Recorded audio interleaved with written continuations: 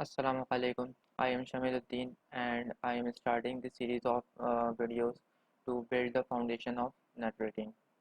So this is Wikipedia's definition where you can see that a computer network is a group of computers that uses a set of communication protocols over digital interconnections for the purpose of sharing resources located on or provided by the network nodes.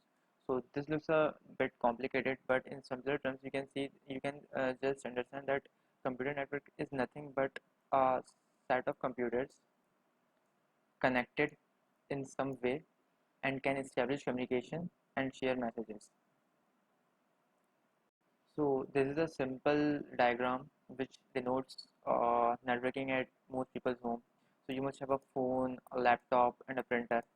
So let's say you want to connect to Facebook. What you do is you send message at router, your wireless router, and it is then forwarded to internet.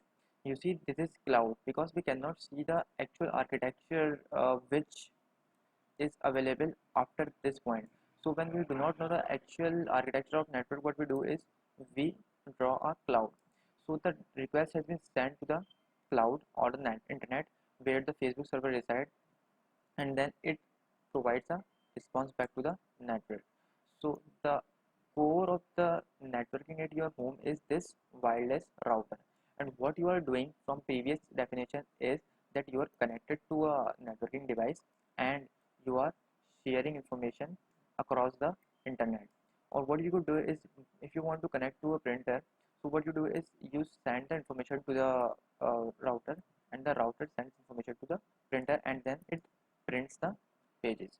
So this is simple networking architecture at your home, in which what you are doing is you are connecting your devices all together in one place by a networking device. Now let's see networking at an organization or university or in a school. So there must be a lab in your school or their department in office. So there are number of PCs in a department, right? So in a lab, okay. So each and every PC is connected to a switch via a wire. Don't get confused by terms like router or switch. It will be explained further. So let's just assume that uh, these PCs are connected by a device which is called as switch. Okay. So what switch does is it transfers the information from one PC to another PC. Let's say one student want to connect to the student here, so it will send the information here, and a procedure would happen that you do not need to right now. You do not need to know right now. So the data will be sent from this PC like this. So this is simple networking explained at organization. Now let's look at a broader picture. You see, in university there are, in a department or in an office, there are more than one departments, right? Let's say this is department number 1, this is department number 2. Each department has number of PCs. So I have actually increased the architecture here is that these two switches are further connected to another switch. So let's say if this PC wants to connect to this PC, what this PC would do is send data to the switch will send data to the switch, it will forward it to this switch, and the final end switch will forward data here. So the operation that performs here in these switches is a bit in detail and will be explained in further lectures. Right now you just need to understand how networking is done. Networking, as the network increases, the number, you can see that number of devices are being increased and the data, but the core idea is that the communication has been established and the data is being transferred. Now let's look at a much bigger picture. See, there are now 4 departments. Okay, so each department has number of PCs, right? And let's say department 1 and department 2 are connected with a layer 2 switch. Now again, you do not need to be confused by these terms. Let's say that these are connected to a networking device. Okay, so department 3 is connected with a wireless router, and department 4 is also connected with a wireless router. So what is actually happening here? Let's say that this PC wants to connect to this PC. So what would happen is that it will send data to layer 2 switch, it will be transferred to this layer 3 switch. Now you do not need to be confused by what layer 2 and layer 3 means. You only need to understand that this is a bigger switch, okay, a bigger networking device. So the data is transferred to this switch, and this will now forward the data to this wireless router, which will then forward it to the PC. So this is how simple communication is done between departments, right? This layer 3 switch actually defines filtering policies, whether the PC is allowed to send data or not. These things are actually done here. So these are a bit advanced topics which we will cover in future videos. Right now you need to understand how communication is being established. So let's say now this PC wants to connect to a server. So what would happen is that it will send data here, which will be forwarded here like before, but now, like seeing the source and the destination address, it would transfer to the router, and the router will forward it to the server. So this is how the communication can be established from the networking devices. Now you can see that communication can further be established between internet and a local computer. You see, the computer, if the computer wants to connect to the internet, it will do the same thing. It will send the data here, which will be forwarded to the switch, which will be forwarded to the router, and which will be forwarded to the internet. So this is a simple architecture of a network. You see, we can break this architecture into further layers.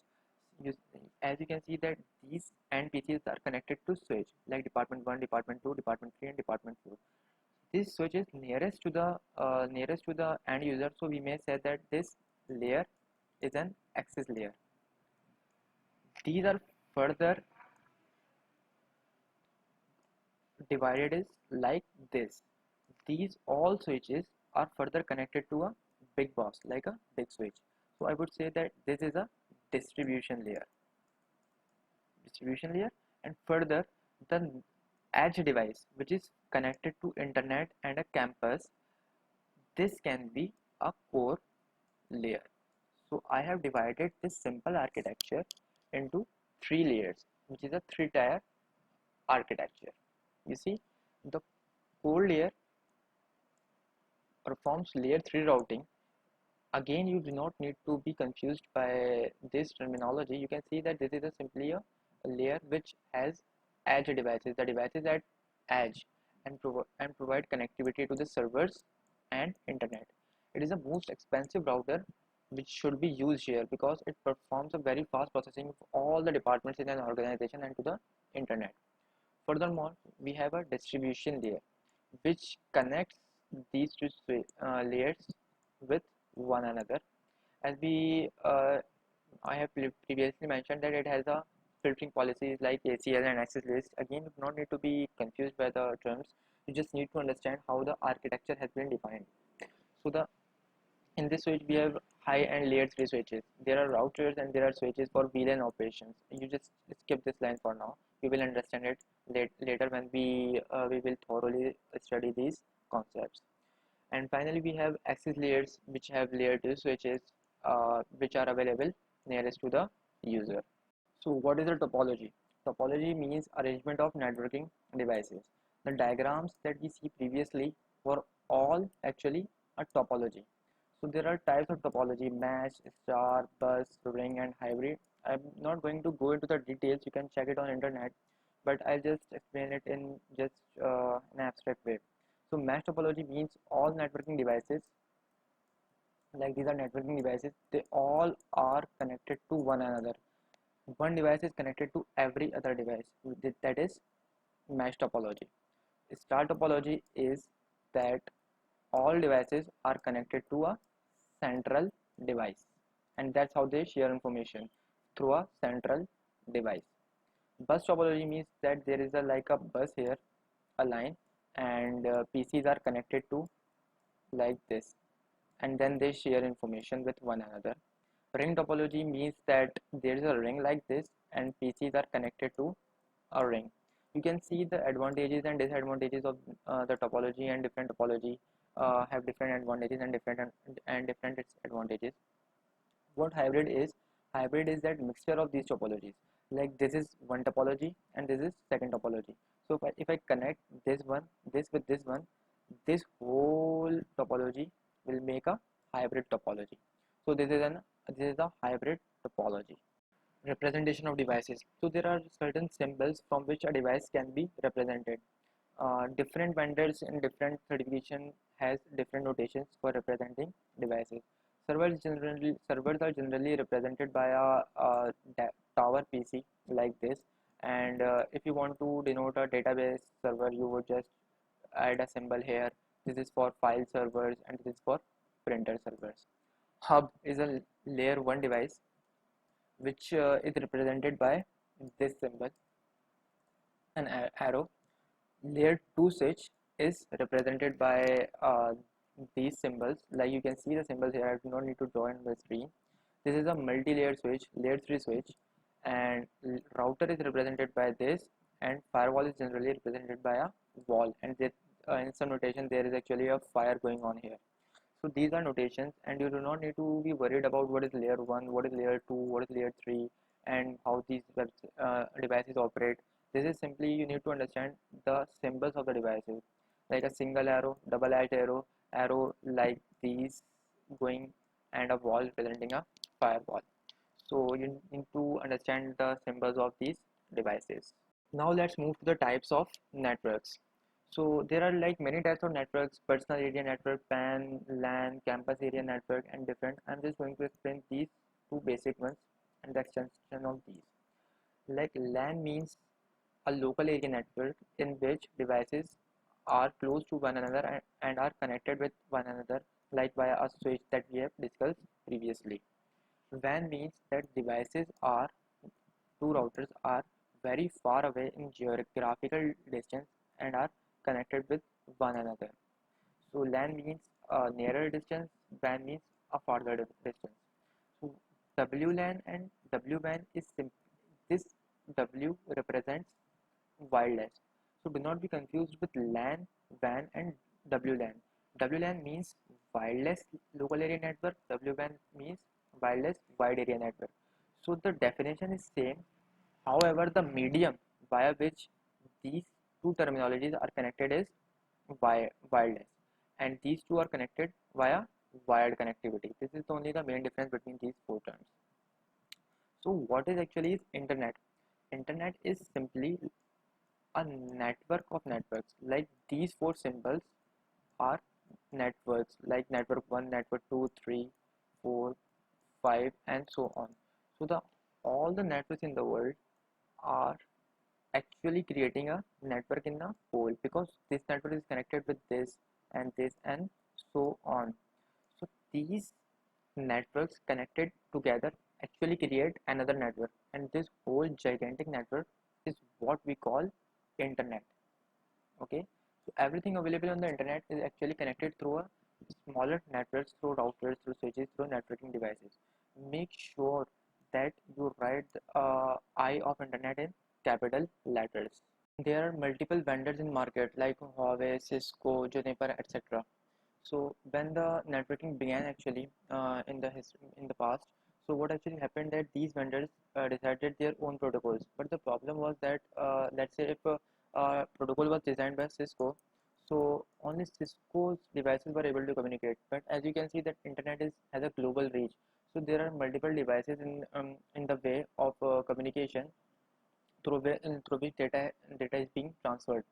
So a standard was developed, and the standard stack was referred to as OSI model, or another was standard was developed which was referred to as TCP IP stack.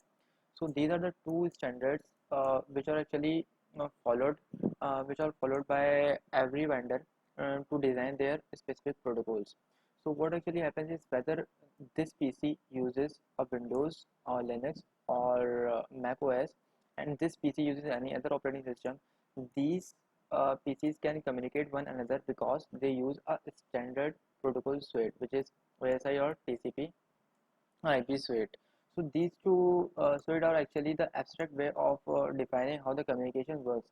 Communication existed before these protocol suites, but what these standards did, they standardized the process of communication.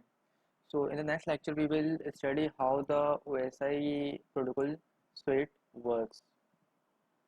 So this is the end of the lecture. Thank you.